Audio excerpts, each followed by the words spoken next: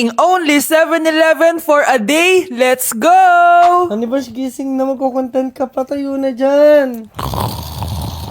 Ala, Good morning, guys! So, ginising ako agad nga ni Bunch. 11 a.m. na. So, magbe-breakfast tayo. Alam niyo na kung saan. Papunta na kami. And yung 7-Eleven dito, guys, sobrang layo. Like, sa kabilang barangay pa. Hulaan niyo kung nasan ako. Nasa isang branch ako na binigay sa akin ni Daddy. Thank you, taxpayers! Wow, ang daming choices, oh. Umagang-umaga, samgyup sa lagad. Ano yan? Balik mo yan, balik mo yan. Ano na naman to? Bayaran mo to, ah. Sabi, di ba breakfast lang? Parang mag-fiesta na tayo dito, eh. Let's eat! So, itry na natin tong spam musubi. Yan. Mas masarap yung sa Japan, pero masarap din naman to. Meron tayong samgyupsal. Oh! Baho, ah. wow ah. Next is lasagna! Favorite ko yan. Masarap siya, guys. Mantikan ko na makalimutan itong matcha latte from Chingu. Hindi ko siya gusto. Parang lasang artificial. Sarap niya! Two types of people. Ubus namin. Baka sabihin niyo hindi namin inubos. It's lunchtime, guys! So, kakain na naman tayo. Bosh, gusto ko ng pad thai. Hindi po, ate. Kaya nga 24 hours 7-Eleven challenge. May kinikrave na akong ibang pagkain, pero 7-Eleven pa rin tayo, guys. Malay mo may pad thai sa 7-Eleven. 7-Eleven. Let's go! Excited na akong kumain. So, nandito na tayo sa second branch ni Daddy. Yes, kung di tatanong, guys, contractor po yung tatay ko. Tara. Wow, parang sarap nito. Ano na naman to? Bakit ang dami na naman? Ito yung kinuha ko kasi patay gutom ako. Water check. Mountain Dew Zero check. Another mukbang. 100 kilo challenge. Tinahin natin tong Gogi Mandu. Ganito yung tsura niya, parang siyang siomay. Sarap! Dito ko lang to natitikman. Wow, ang daming laman. Liempo. Sa akin, chicken. Kimchi rice talaga? Bumili din pala ako ng laing. Laing.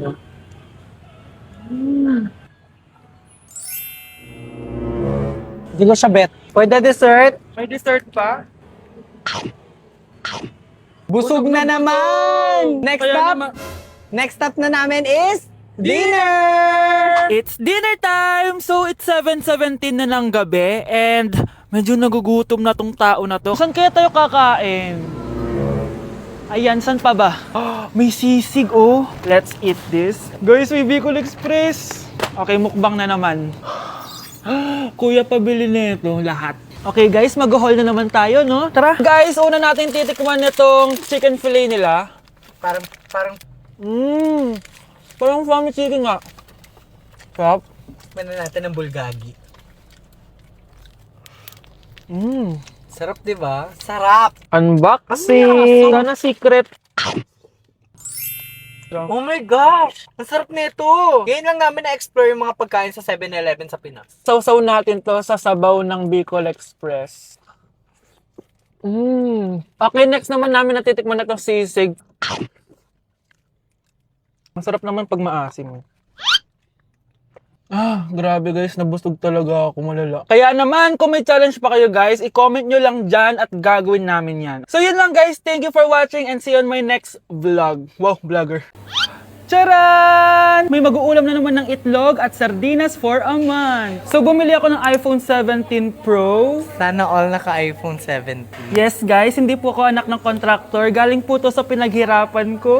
Hindi po to galing sa nakaw. Ano? Ang ganda. Okay na.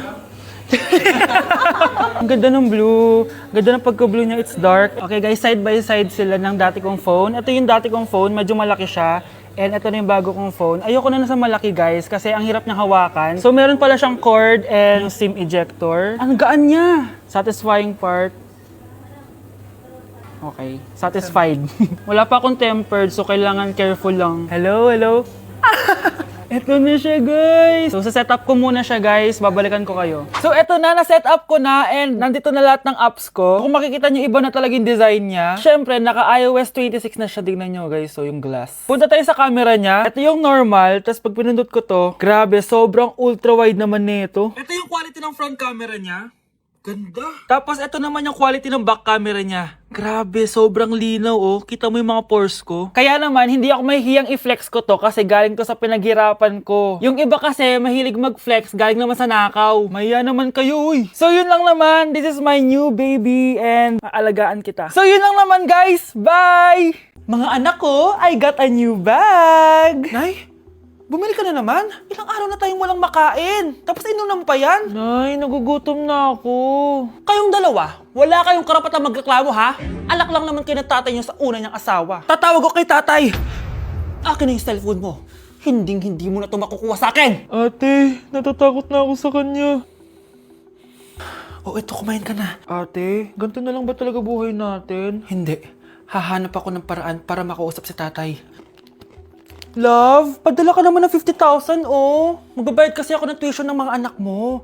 Tapos, ang dami pa nilang pinapabili. Tay, hindi totoo yan! Sinungaling siya! Wala na siya. Akala mo talaga makakasumbong ka? Talagang sinusubukan mo ko, ha? Walang iya ka talaga, tita! Ayan, diyan kayo nababagay. Ikukulong ko kayo dito. Wala akong pake kung anong mangyari sa inyo. Tay, tulungan mo kami. Ate, mamamatay na ba tayo dito? Tiwala lang, Kyle. Kakayanin natin to. Kyle? Ang taas ng lagnat mo. Tita, tulong! Dali natin sa hospital si Kyle! Ang ingay naman ng mga yun. May bago na naman akong bag. Kyle! Delivery po. Salamat naman, dumating na yung bago ko cellphone. Oh, ano pa ginagawa mo dyan? Binayaran ko na to sa online. Tama nga sila. Inuubos mo lahat ng pera ko sa mga luho mo. Ha? Ramon? Umuwi ka? Kukulong ko kayo dito. Wala akong pake kung anong mangyari sa inyo. Grabe ng pinagagawa ng babaeng to. Ginagawang hayop ang mga bata.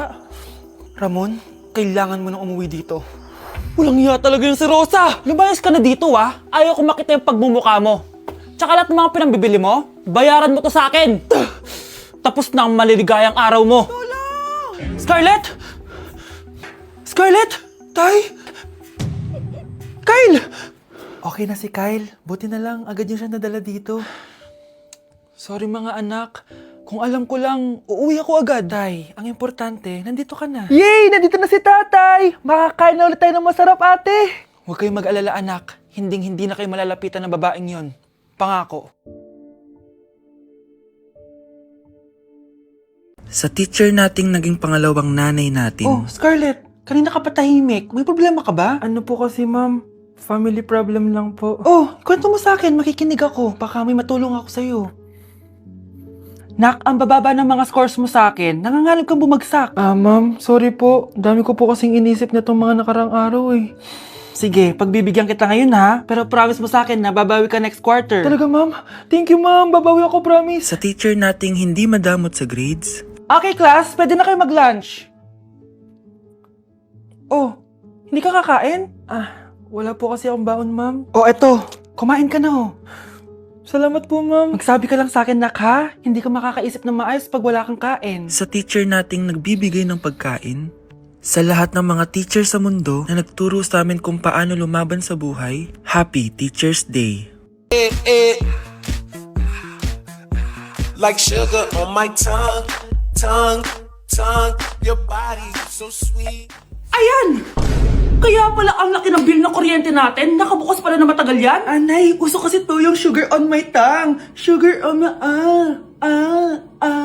ganun. May alam din ako uso na pwede mong gawin. Talaga, Nay? Ano yun? Gagawin ko. Walang baon for a day. Ipambabayad ko sa kuryente yung baon mo. Nay naman eh. Ito na, isasara ko na to. Huwag mong babawasan baon ko ah. Akin na nga tong cake na to. Sige na, pumasok ka na sa kwarto mo.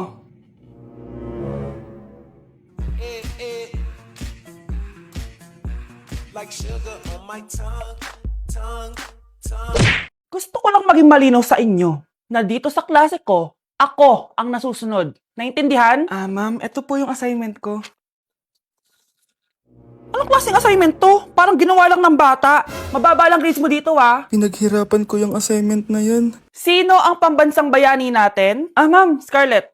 Ang pambansang bayani natin ay si... Oops! Napakabagal mo sumagot. Ang pambansang bayani natin Straight to the point ang kailangan ko sagot. Ayusin yung sumagot ha. Hindi na kayo elementary. Opo, ma'am.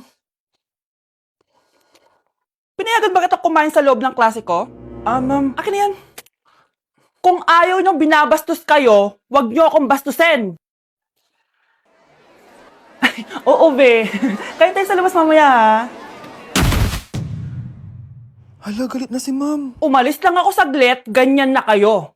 First meeting pa lang natin, pinapakita nyo ng mga ugali nyo. Buti pa yung kabilang section, tahimik lang. Kayo na ata ang worst section na napuntahan ko. Kung kami ang worst section, ikaw ang worst teacher.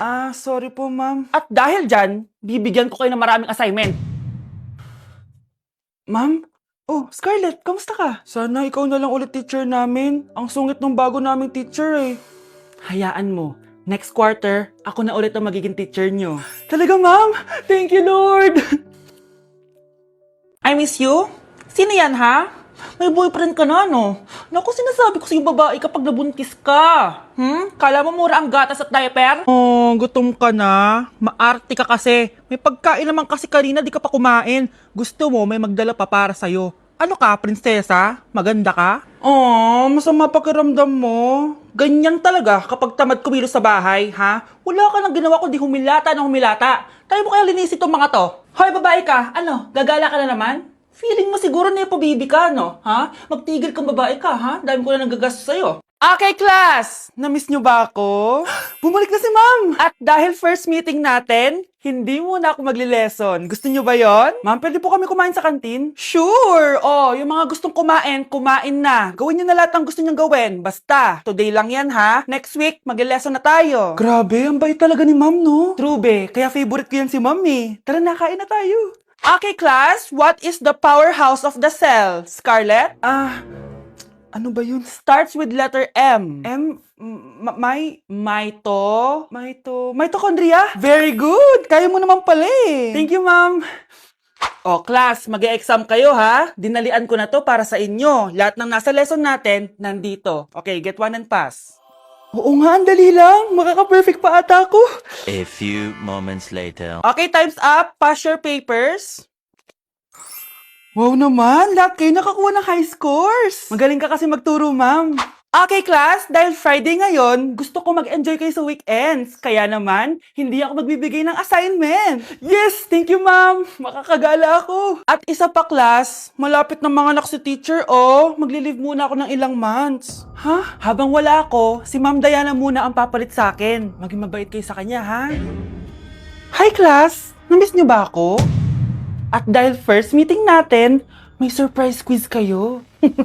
Nandito na naman yung pet peeve ko. Hindi! Hindi!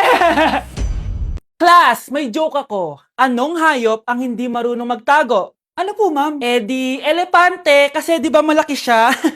Corny ni ma'am. Trubes. Nakakatawa ka talaga, ma'am. Oh, +1 si Samantha, kasi siya lang yung tumawa. Thank you, ma'am. Lo, pwede pala yun? Ma'am, eto po, para sa inyo po to. Hala, ang ganda naman nito. Balita ko po kasi, ma'am, mahilig kayo sa halaman. Thank you, Samantha. Baka naman, ma'am, plus points sa quiz natin kanina. Sure, +5 ka na sa akin. Ikaw pa ba?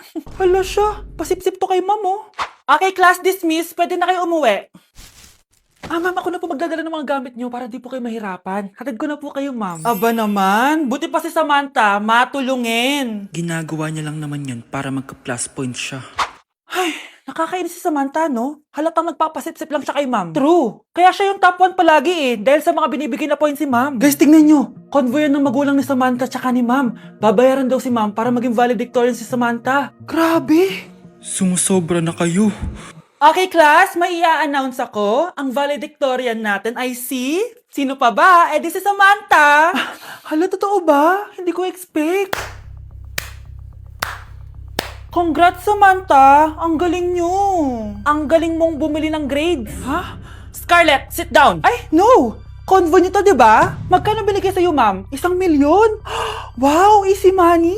Hala, nagpapabayad si ma'am. Grabe. Ano kaya magiging reaction ng principal pag nasend ko to sa kanya? Hindi yan totoo! I-delete mo yan! Oops! Sorry na send! Deserve nyo yan. Lumalaban kami ng patas dito. Kailangan nyo managot.